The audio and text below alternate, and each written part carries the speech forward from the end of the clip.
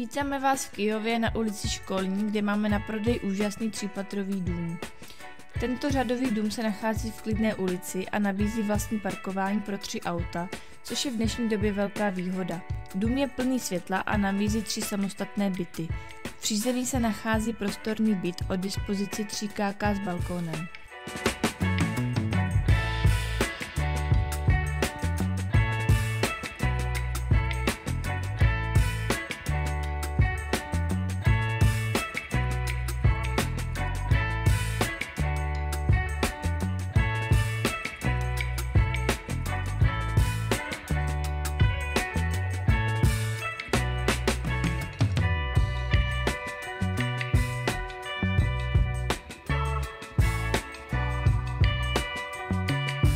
Celková výměra pozemku je 354 m², přičemž zastavěná plocha je 104 m².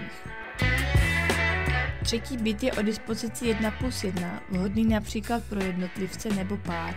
Dům má také garáž a 2 sklepy, což přidává další úložné možnosti.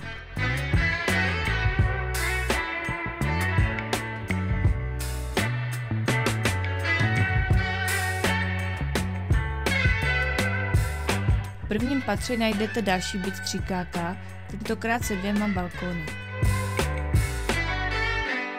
Rekonstrukce byla dokončena v roce 2022 a fasáda byla renovována v roce 2024. V současnosti jsou všechny byty pronajaté, což z tohoto domu činí skvělou investiční příležitost. Celkové měsíční nájemné činí 45 000 korun, zatímco náklady na provoz domu jsou pouze 12 000 korun měsíčně. Dům se nachází na skvělém místě s veškerou občanskou vybaveností na dosah. Autobusová zastávka je vzdálená jen 2 minuty chůze. U domu je obchůdek i hospoda. Školka je jen 5 minut chůze, což je ideální pro rodiny s malými dětmi. A jako bonus máte zde úžasné sousedy.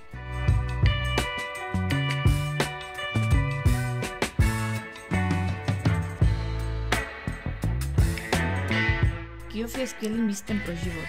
Nezmeškejte tuto jedinečnou příležitost a kontaktujte nás pro více informací. Tento jedinečný dům může být váš.